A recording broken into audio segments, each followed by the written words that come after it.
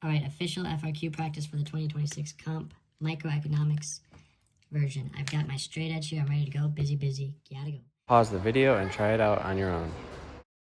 Corn is a very healthy and culturally important crop grown throughout the United States. Okay. Draw a completely labeled graph of the market for corn. Okay, we know what that means. If we didn't know from the words microeconomics, that's going to be supply and demand. The word market is enough to tell us it is. So we've got our price, our quantity. It doesn't say anything about specific elasticity for either supply or demand. So let's just make it basically 45 degrees, demand, and supply. Completely labeled means that we have axis labels, curve labels, and now we need the equilibrium labels. I'm foregoing the straight edge. I need to go faster. Oh, this is not accurate. Oh, sorry, don't say that word. We gotta go careful on the comp. Okay. Next. The government of the U.S. wants to help the hard-working corn farmers of America, so they set a binding price floor on the market for corn. Show the market where the price floor is labeled P2 and the quantity traded is QT. Okay, we know a price floor stops the price from going below it, so to be effective or binding, it needs to be above equilibrium. We also notice it says it's helping the farmers, the producers, so that makes sense that it should be a high price because producers like a high price. So we put the binding price floor above equilibrium.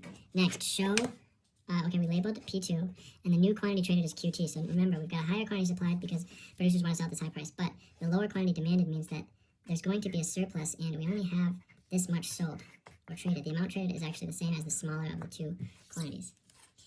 Shade the producer surplus after the floor is implemented. Okay, so remember that producer surplus is the area that is above supply, below price, and to the left of quantity traded. So our producer surplus is this trapezoid right here.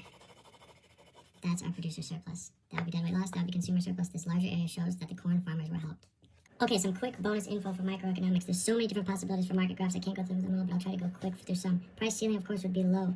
Remember, you could also be asked to label quantity demanded, which always just look at the demand at a certain price. Quantity supply, look at it. Supply line at a certain price. If quantity supply is less than quantity demanded, this is a shortage. You could also be asked to change the elasticity. More vertical demand would be inelastic. More horizontal would be elastic. Think of a capital letter I for inelastic.